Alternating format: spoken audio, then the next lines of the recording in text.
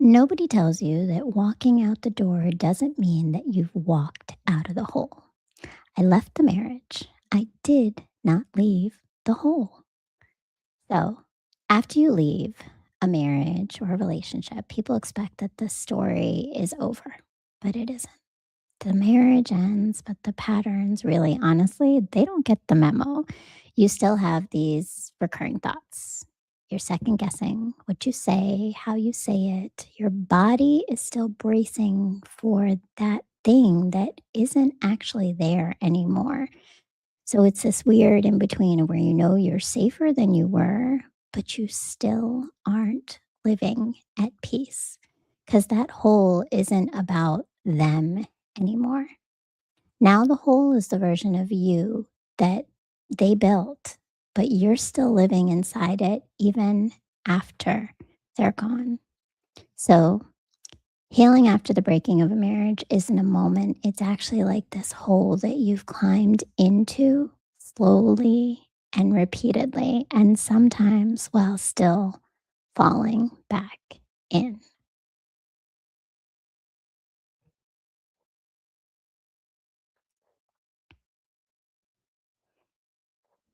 Somewhere along the way, something broke. A relationship, a belief, a version of yourself you learned to survive as. And no one really tells you what comes after that. This is After the Breaking, stories of what we rebuild after life breaks us. Because healing isn't about becoming someone new. It's about returning to who you were before the world told you who to be.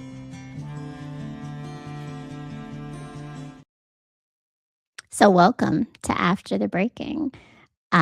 This is really stories where we rebuild after life breaks us. I'm Maria, and if you're new here, well, I'm glad you found me, and I'm glad you're here because this podcast was created for the need of healing after the breaking. It's the part that nobody prepares you for, and nobody prepared me for, to be honest. It's not the leaving, it's not the grieving, it's not even that. It's that after time where honestly there's like this quiet, disorienting, invisible work of rebuilding yourself when the noise finally stops. So that's what this show is about.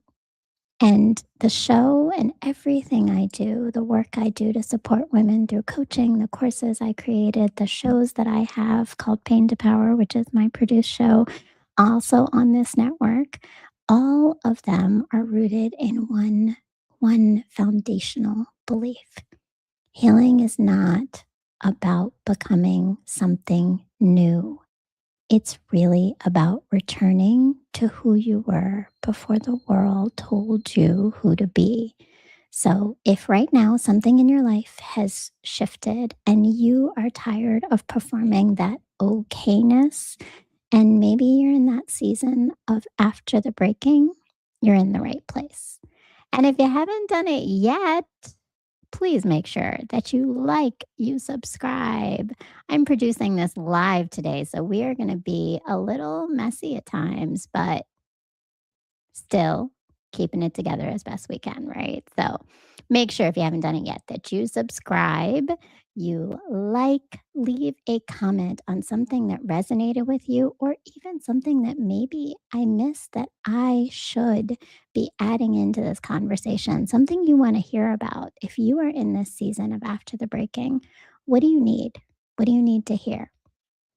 So, thank you. Thank you for joining me. Thank you for being here. Again, like I said, can be a little messy, but we're going to get through this, right? So first off, um, this particular episode is because I feel like I need an origin story. Like a superhero. Because sometimes I think of myself as a superhero. No, I don't think of myself as a superhero.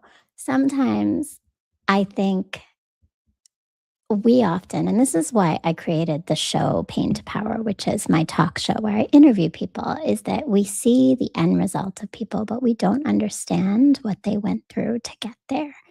Um, and so there's this parable I heard recently, and I want to share it with you. There was a man, and he was walking in this dark alley one night, and he fell into a hole. And so he spent a couple days just like depressed and sad and crying in this hole alone. And then someone walked by and he heard the footsteps and he called out to the guy who walked by. And the guy was like, "Oh, hey, uh, I'm here." And he was like, "I'm here. I'm stuck in the hole. Can you help me?" And the guy writes him a note and throws the note in. And he says, and then he reads the note. The guy in the hole, he reads the note. And the note says, um, "When you get out, I'm a doctor. Come see me. I can help you with anything that might be hurt while you were in there." And then the guy walks away. So the guy's still stuck in the hole. And he's waiting and he's waiting and he's still upset and he's depressed. And he's like, "How am I ever going to get out of this hole? Like, I'm stuck here." And then he hears some more footsteps and another guy walks by. And this guy walks by and he calls out and he's like, "Hey, I'm stuck in the hole. Can you help me? What can you do? I just need some help." And uh, the guy writes a note and throws it in. And it's like, "Oh, I'm a lawyer. If you want to sue the people that got you stuck in this hole, be sure when you get out to come and let me know and I can help you out." So he's like, "What am I do with this? What am I do with this? I'm in the hole." Right? I'm in the hole. Can't go to a lawyer right now. I don't have a doctor right now. I'm in the hole. So he's waiting and he's waiting and he's waiting. And then he hears some more footsteps and he calls out again. And he's like, "I need some help. Can you come help me? I'm stuck in the hole." And this guy looks down and then jumps in the hole. And the guy's like, "What kind of help is this? Now we're both stuck in the hole." Like, right? That wasn't what I asked. I need your help. And the guy looks at him and he goes, "I know, but I've been in this hole before and I know the way out." That's my origin story, friends. I know the way out. I've been in the hole. Everything that I have created through Brown Girl Interrupting, this show after the breaking, is because I have been in the hole. And now I'm here trying to help all the people who also are in that hole get out. And this all connects back to this idea that I often talk about on my show, but it's a lot of times we have this thing which is like power over. We think about power. This is power with. And the idea of power with is that I am going to sit with you in this hole because I've been here and I know what it feels like. And I'm not telling people how they can fix their life. I'm reminding you that you've got all the tools inside you already.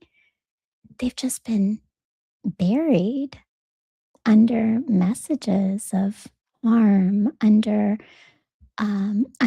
someone who maybe told you you weren't worth it, who told you you weren't enough, right? So that's why after the breaking was starting, it's because I've been in this hole and I want to give women and men and anybody who is in the hole the tools to get out sooner and quicker than I did.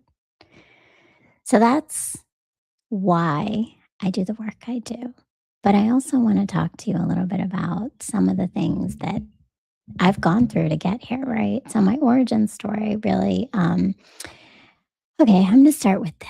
I write. I'm a writer, and oh, we have a chat, but I don't know if anybody's in there. And really, the whole idea is that I write about the healing, and I started this writing in 2020. That was my origin story too. As I started in 2020, when many of us start things or started things, was because right where we realize something's needs to happen. We're sitting by ourselves in the silence, right? And so I was sitting by myself in the silence, and it was after the breaking.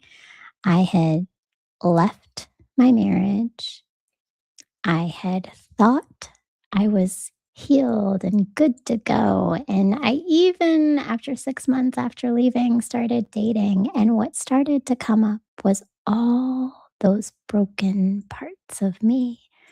The part that was struggling in parenting, the part that was not sure who I was. So I was still showing up in relationships, trying to please, appeasing, and losing myself and losing my boundaries I should have had because I didn't know myself and I didn't do the work. I was still stuck in the hole, but didn't even realize it until my life started to give me all the messages that I was there. And all this, um, it started from obviously, right, the 17 years of the marriage that I was in. That was kind of the catalyst of being in the hole and not having the tools. So I like to after the breaking share some of the writing that I do because my writing is part of also when the healing that I started in 2020 as Brown Girl Interrupting and creating a blog, which originally I just shared with about 5 friends and said, "Hey, look, I started writing." And it was inspired by someone that at the time I was dating and he was a writer and I was looking at his writing and helping him edit stuff and I kind of realized that, oh, I could write and maybe it would help me. And then I started. I discovered or I created Brown Girl Interrupting, which is all the pieces of me. I am a brown woman, which means I'm a daughter of immigrants from Pakistan and Bangladesh. And I grew up in America. So I've always been balancing what it is to be brown. And that comes into my healing, just like it does with you. We don't check our identity at the door when we go to work. We don't check our identity at the door in relationships. And we definitely do not check our identity at the door when we are healing and discovering some of those foundational patterns we've adopted and the foundational beliefs that we have that have been buried beneath what other people have told us. So, being brown is part of who I am. It runs in my blood, it's my skin. it's my features, but it's also what I believe and why I believe it. It's how I move as a mother. It's what's important to me in a marriage or relationship. So brownness is important. And then I'm a girl, self explanatory, right? But layered for all those women and men, because our identity and our gender, however we identify, is so complex because it's the roles we play. I'm a mother, I'm a sister, I'm a daughter. I was once a wife, and sometimes I've been a girlfriend. All of those are patterns, are beliefs, are behaviors that I adopted. And then I am an interrupter. So, interrupting is what I do. And if you've ever worked with me in any capacity, whether it is professionally in my day job or it is in the uh, production and this new version of Brown Girl Interrupting with my business, all of it. If you've ever worked with me, if you've even been in space with me as a friend or family member, you know I interrupt. I rarely stay quiet. I ask a lot of questions. I look at all the nuances and the complexities of things and analyze them. I'm an overthinker and an interrupter. And so that is part of who I am. And again, if you're just joining me here or on my live TikTok, which I've got my friends over here, right, on my live TikTok or on Substack Live or on Facebook or on YouTube, wherever you are watching this on LinkedIn, make sure that you subscribe, that you like, you comment, and you hit the bell so that you get these notifications when I go live for different shows. All right. So, friends, why did I start all of this? Because I was in a marriage. And here's the thing about marriage that I have learned over this time is that a marriage never ends in just a moment. It takes many, many, many moments and shifts of your mind for you to finally make the decision to walk away from something, even if it's harmful, especially sometimes when it's harmful, because it's hard and it takes a lot of different moments. So I wrote this piece called A Million Moments, and it is so it's a combination of two things. It's me writing because I'm a writer, but it's also the actual real notes that were on my cell phone. They're on my cell phone for almost 12 years that I would capture in the moments and the evenings of the quiet of my marriage when I didn't have any other place to put the feelings and emotions I was having. And this is the just the excerpts. This is what I wrote. I took them from my notes and I put them into this piece called A Million Moments. And I was writing it to survive, I'll be honest, quietly, right? Survive quietly without rocking the boat, without showing anyone the pain, without speaking out, which is often what we do. And then as I looked back on it, when I wrote this piece, A Million Moments, I realized that it was the story of the dissolution of a marriage from beginning to end. So, first, go back to Substack, read the whole post, but I'm going to read just a tiny bit from you, for you, because I really didn't have any idea of what the impact would be, but it's been an impact. In fact, after I published this, one of the people who follows me on Substack sent me a text, and I was floored because she said, "You have written my story, and the words are exactly what I was feeling and what I had experienced." So here's where we start, right? March 13th, 2013. These are again notes directly from my phone that I captured because it was the only way I could survive. You believe I am selfish for working, studying, for not giving in to your whim for intimacy, wanting to be happy, wanting to spend time with friends, spending money on things that I want, making myself happy because no one else will. It's okay to be selfish. That's what it is. While I still take care of, love, support, guide, teach, and spend time with the boys, I should love myself enough to make my life better, enhance my mind, and enjoy myself. It's too short not to. I knew things, just like we all at times know things. I felt there was something that was not right, but I stayed. So that was March. This one's August 2nd, 2013. I am committed to us and can't envision my daily life without you. Those are in quotes. How? I'm merely a body that lives in this house, not someone who is acknowledged and given affection or even appreciated. I am committed to us and can't envision my daily life without you. What do you envision?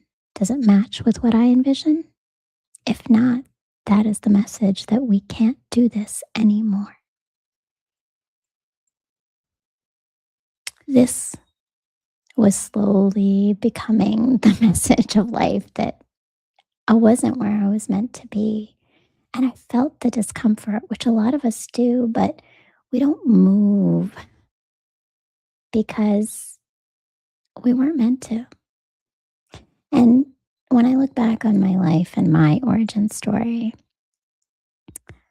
I wasn't meant to because at that time in 2013, I had not had one of the key catalysts of my life that changed everything, which is my daughter. I was a mother of three boys for 16 years, but in 2016, I was now the mother of a girl.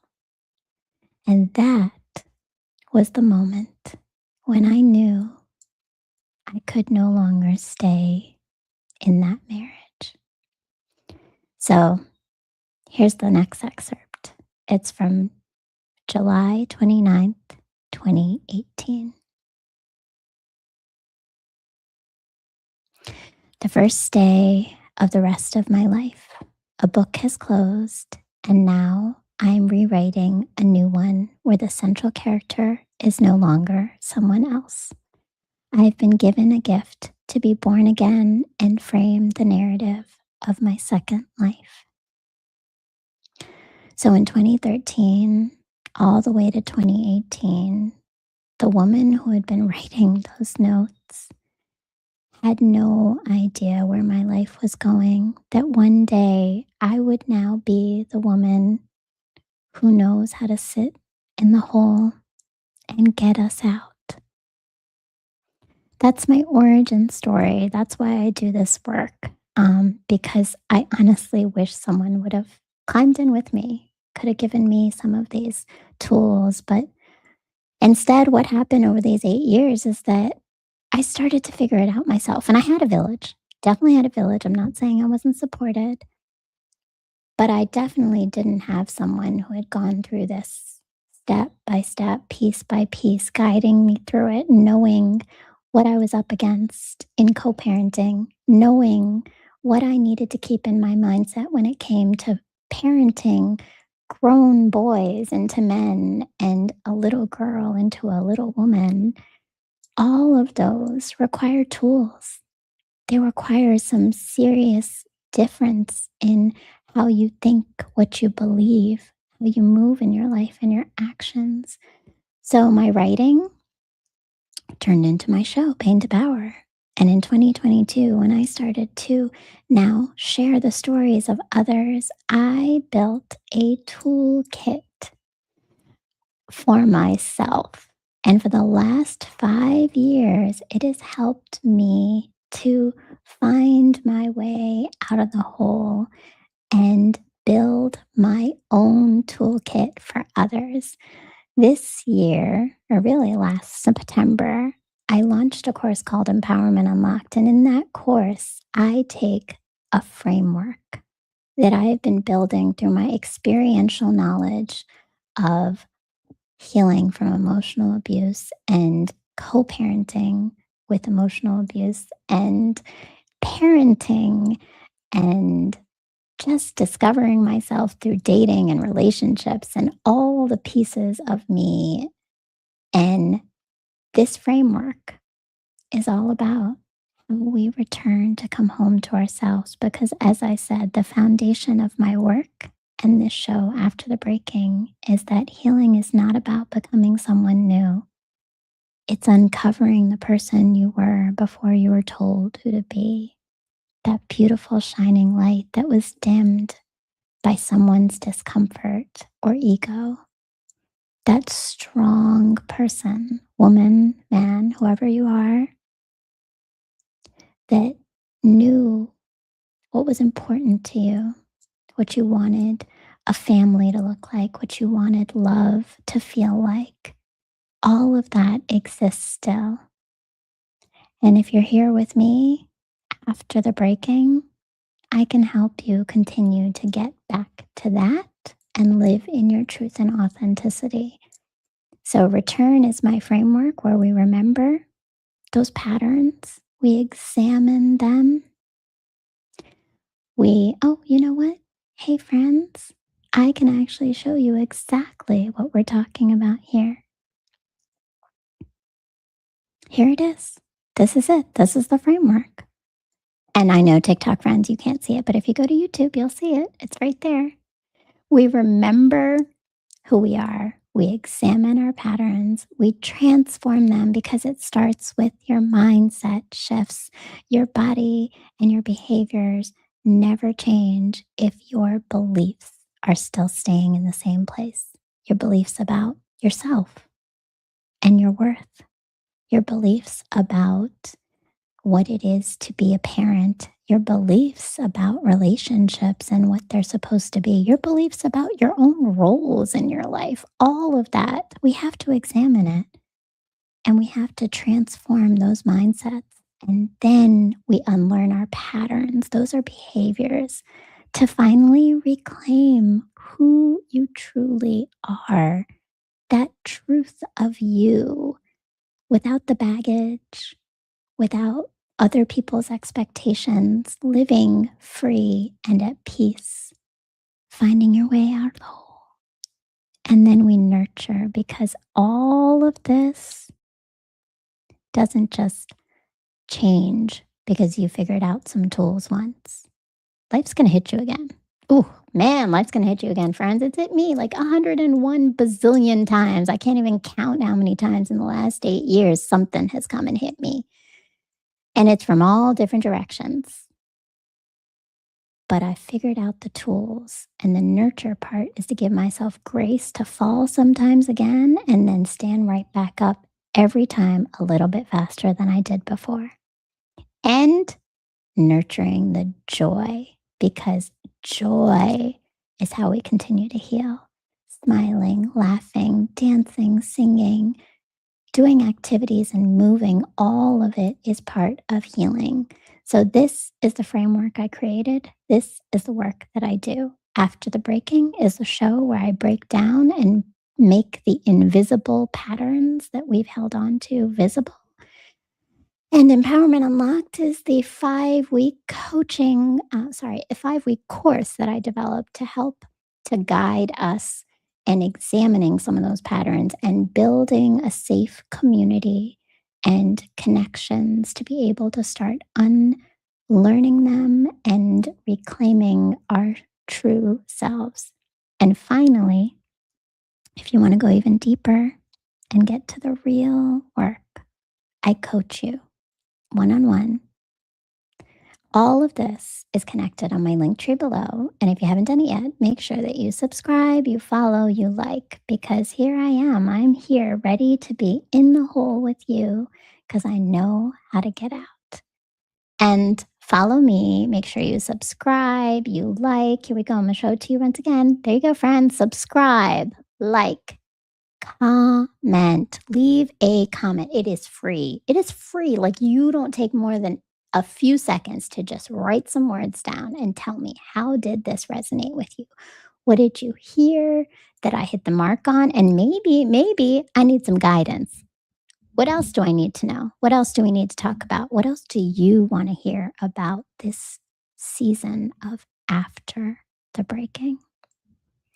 Follow me on Substack, where you'll see my writing, on TikTok, where you'll see some of my posts and guidance and just fun stuff because I'm all over social media, on Instagram, on Facebook, I'm on LinkedIn, and I am here with you for us to find the power with and get out of the hole.